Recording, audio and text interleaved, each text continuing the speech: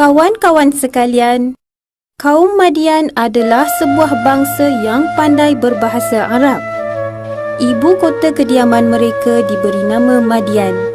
Sebelum Allah mengutuskan Nabi Syuaib alaihissalam kepada kaum Madian merupakan golongan kafir yang menyembah selain dari Allah. Jika sebelum ini, kebanyakan kaum-kaum yang kafir menyembah berhala, tetapi kaum Madian menyembah Al-Aikah.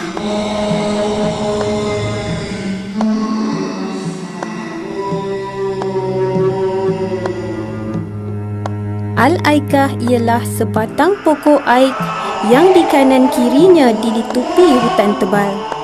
Mereka juga terkenal dengan sikap buruk mereka dalam menjalani perniagaan, iaitu tidak jujur sewaktu menimbang atau menakar. Wahai saudaraku, bolehkah saya dapatkan sejumlah gandum dengan harga yang berpatutan?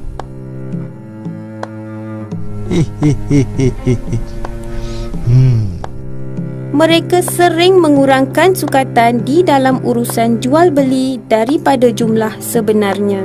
Harga yang berpatutan ya, tahulah aku.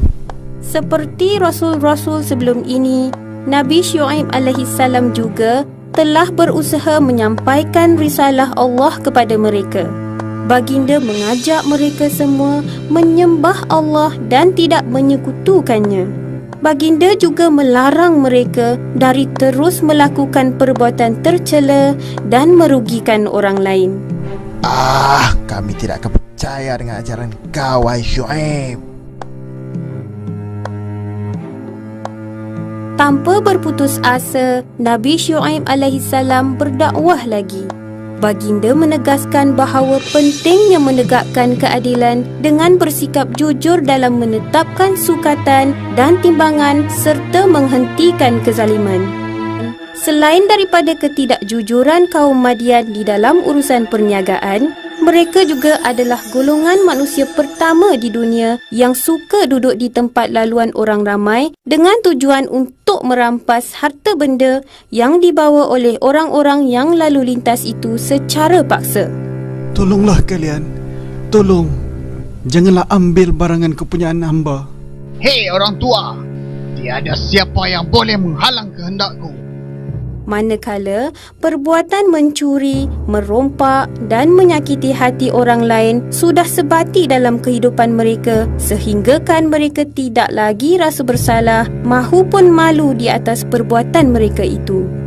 Dan di antara golongan yang suka diganggu oleh kaum Madian ialah pengikut Nabi Syuaib alaihissalam yang beriman. Melihat perilaku kaum Madian yang semakin buruk itu, Nabi Syuaib alaihissalam memberi ingatan kepada mereka bahawa apa yang mereka lakukan itu adalah salah dan berdosa, serta harta yang mereka perolehi itu walaupun banyak tetapi haram dan tidak berkat. Seterusnya, baginda mengingatkan kaumnya lagi bahawa sekiranya mereka terus-menerus menentang risalah yang dibawanya, akan mendatangkan azab yang pedih ke atas diri mereka sendiri seperti mana kaum Nabi Nuh, kaum Nabi Hud, kaum Nabi Soleh dan kaum Nabi Lut. Namun, segala usaha Nabi Syuaib alaihissalam menemui kegagalan. Mereka tidak mendengar seruan baginda, malah mempersendakannya. Walaupun dipermainkan oleh kaumnya, baginda masih tetap tidak berputus asa, malah tetap bersabar dan bersikap lebih lembut kepada mereka. Baginda tetap berdakwah kepada mereka dengan mengatakan bahawa apa yang baginda dakwahkan itu merupakan perintah Allah yang membawa kebaikan kepada diri mereka sendiri. Kawan-kawan sekalian, Nabi Syuaib alaihissalam menyarankan kepada mereka agar segera meninggalkan sifat-sifat tercela yang ada pada mereka serta bertaubat kepada Allah Subhanahu wa taala. Ini kerana barang siapa yang mahu bertaubat, Allah pasti menerima taubat mereka. Allah At-Tawwab, Allah yang Maha Penerima Taubat. Bagaimanakah pula jawapan mereka? Jawapan mereka ialah, Hei Syuaib, tidak ada gunanya kamu banyak berkata-kata. Menurut penglihatan kami, kamu ini cuma orang yang lemah. Surah Hud ayat 91. Daripada jawapan itu, jelas menunjukkan bahawa mereka begitu bencikan risalah dan peringatan demi peringatan yang dibawa oleh Nabi Syuaib alaihissalam kepada mereka. Bagi mereka, kehadiran Nabi Syuaib alaihissalam dengan risalah yang dibawanya itu tidak membawa apa-apa erti je. Melihat kaumnya yang amat degil itu, Nabi Syuaib alaihissalam berdoa kepada Allah yang Maha Adil agar memberi keputusan terhadap kaumnya. Baginda juga bermohon pertolongan dari Allah agar memelihara keselamatan pengikut-pengikutnya yang beriman.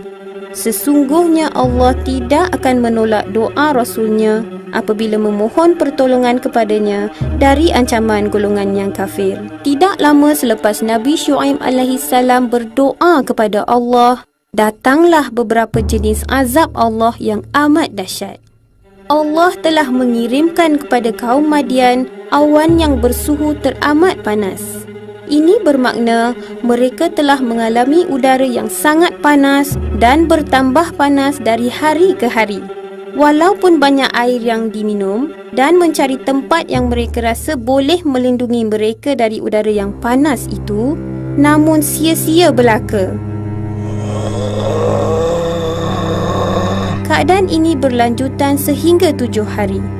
Akhirnya, mereka membuat keputusan melarikan diri ke gurun pasir untuk menghindari dari gelombang udara yang amat panas itu. Di sana, mereka telah berkumpul beramai-ramai di bawah naungan awan. Apabila jumlah mereka telah mencukupi, maka Allah telah mengirimkan kilat petir dan diiringi oleh gempa yang amat dahsyat, seterusnya disusuli oleh suara getaran yang sukar digambarkan.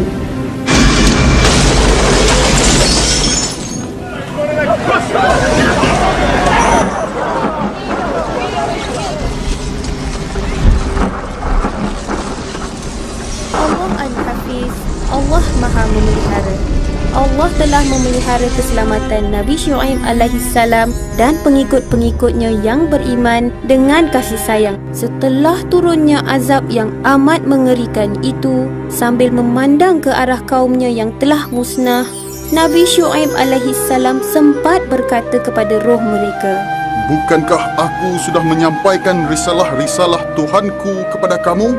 Dan aku juga telah menasihati kamu. Untuk apa aku menyesali kemusnahan orang yang kafir? Surah Al-A'raf ayat 93. Apa yang dimaksudkan oleh Nabi Syuaib alaihissalam ialah baginda telah berusaha bersungguh-sungguh dalam menyampaikan risalah Allah dan memberi nasihat kepada mereka. Maka, untuk apa mesti baginda menyesali akan kemusnahan kaumnya itu? Ini kerana mereka sendiri tidak mahu menerima nasihat dan tidak takut pada azab Allah Subhanahu wa Ta'ala.